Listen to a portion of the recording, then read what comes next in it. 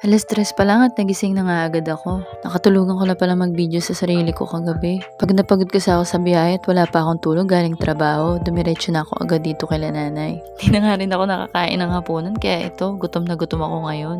Una ko agad pinuntahan yung rice cooker, baka kasi wala nang natirang kanin. Ang dami ko pang kinuhang kanin, yung pala, sabaw lang pala ng sinigang tinira sa akin. Napakatakaw talaga ng kapatid kong yun. Kaya naman yung katawan niya, doble ng katawan ko ngayon. Pero okay lang, mananaid na lang ako ng dahon-dahon dito. Masarap din naman kasi yung sabaw. Si Jokmei nga pala nagluto nito, yung bayo ko. Unang kita ko lang sa kanya, payat din parang ako. Ngayon, double the size na rin katulad ng kapatid ko. Ewan ko ba kung anong ginagawang kain ng mga yon. Siguro kasi nung pandemic, hindi sila nakakain ng maayos, kaya ngayon nila binabawi. Ayun at nakakuha pa nga ako ng maliit na manok. Swerte ko talaga. Ngayon ko lang napagtantuan na tiniran pala talaga nila ako ng karne, kahit maliit lang.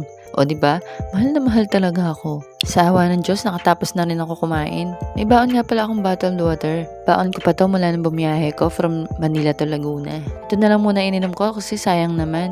Nagpahinga lang muna ako saglit at na nga, bumangon na yung Teletubbies kong kapatid. Bunso nga pala namin yan. Akala nyo lang panganay. Ito i-close up ko pa. Kayo na lang manghula kung si Winnie the Pooh ba yan o si Dora. Ang hilig-hilig niya kasi mag-crop top. Akala mo naman maliit ang tiyan niya. Sobrang taba, di ba? Eto na nga at nakaligo na ako. Mag-aayos na ako ng sarili ko.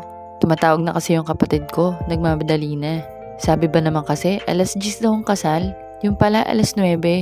Balak pa man din mag-makeup tutorial ngayon. Para isang video na lang at i-edit ko na lang sa susunod. Kaso dahil tawag sila ng tawag, natataranta na tuloy ako. Imbes nga na medyas yung isuot ko sa paa ko, panty ko na parehas kasi nakabalot. Baka magtataka kayo ba't ako nakaitim. Favorite color ko kasi yan. Mas marami akong itim na damit kaysa ibang kulay. Wala rin naman akong dress na white. Tsaka dun ko lang talaga balak pupunta sa reception. Sigurado naman kasi na may magbi-video dun sa mismong kasal. Kaya hindi na rin ako nag-abala.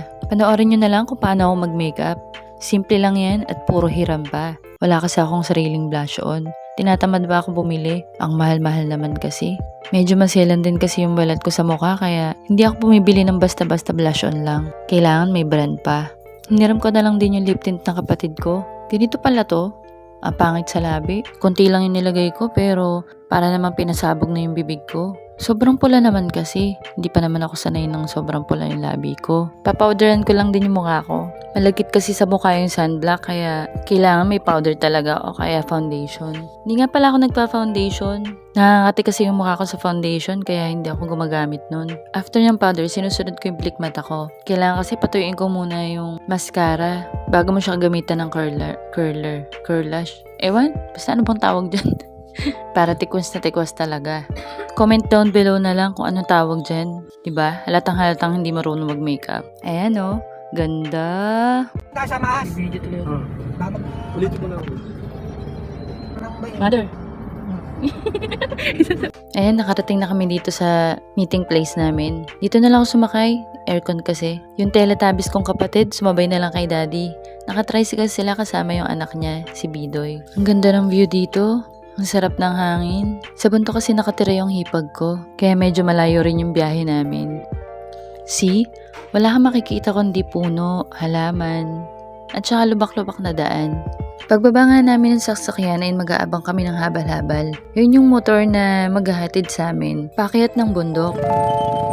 Ginagawa pa kasi yung tulay namin yung isa. Ayan. Nakakatakot. Uy, hindi ba tayo babagsak?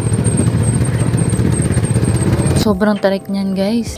Hindi lang halata sa video pero grabe. Lalo pag mabilis na. Feeling mo mahuhulog ka. Takot ako sa heights pero hindi talaga ako pumikit para ma-experience ko naman. Yung pinapagawa na meron pala sa kaya.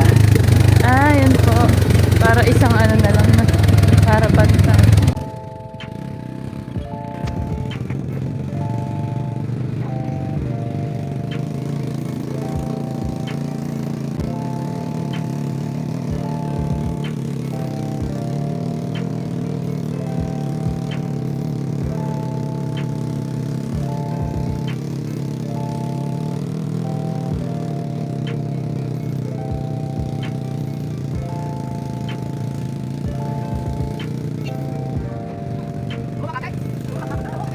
Pagdating nga dito ay medyo patag na. Kaso lubak-lubak pa rin yung daan kaya hindi maayos yung pagkaka-video ko.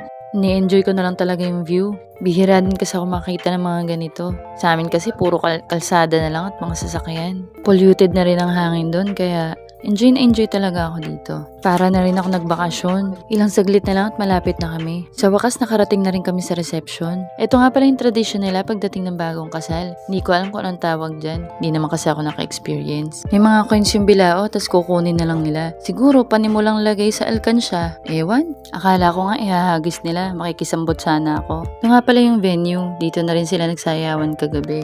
Mga bisita. At mamaya kain na. Si Nina at Nino.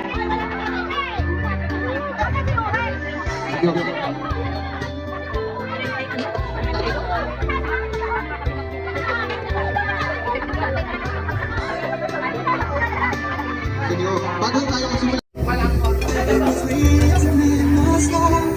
Yan na po, sumasandok na ng kalahating kaldero ang kanin. Oo, gitulak ang bata. Makatikim lang ng minudo.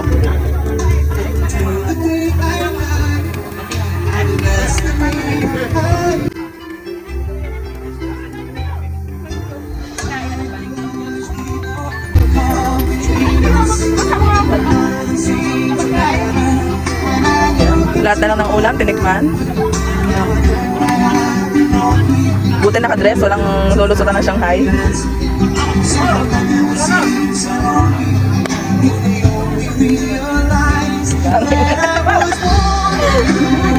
Ano yan? Kain baboy? Ayan na nga, turn na ng kapatid ko kumuha ng pagkain. Nahihiya pa siya dyan kasi naka-video daw. Hindi tuloy siya nakakuha ng maraming ulam. Pero wag ka, lahat ng putahe tinikman, walang pinalagpas kahit isa. Tingnan mo naman kung sumandok, piling-pili talaga yung laman sa kaldereta. Kukuha pa ng chapsuy yan. Doon ako. Dito naman kami. Oo, Shanghai nga, baka manikit. Kain na. Ops, may nakita akong ube. Aabangan ko yun mamaya. Sarap ng kain nyo. Subo pa more. Ito nga pala si Bidoy, anak nung Teletubbies kong kapatid. Si Kim at si RJ yung kinasal. Si Daddy naman yung katabi tsaka si Nanay. O yan, panoorin nyo na lang kumain ha. Tinatamad na kasi ako magsalita.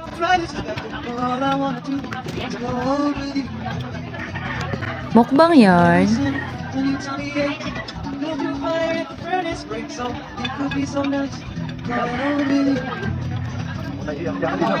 Samayin kami bago.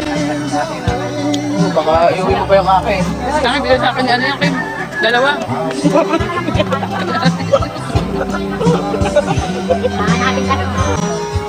Yan naman dito. Parang nasa gender. Tingga anak mo babae.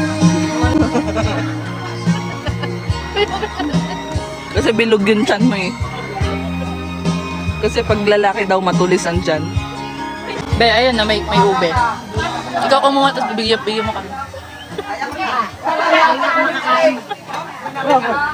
Kakatapos lang namin kumain at may nagyaya agad uminom. Ayoko nga sana kasi babiyahe pa kami pa uwi. Kaso hindi ko naman din matanggahan yung kapatid ko. Kaya dadayain ko na lang siguro. Tingnan mo naman si Dora oh. Tagay kong tagay. Sanay na sanay kasi mag-inom yan eh. Kaya ang laki ng tiyan. Baka magsuka. Dito ko na lang tatapusin ang aking video. Pa-follow na rin po ng page namin, Margo and Khalil TV. And pa-like and share na rin po ng mga videos na nandun para mas marami po makapanood. Salamat!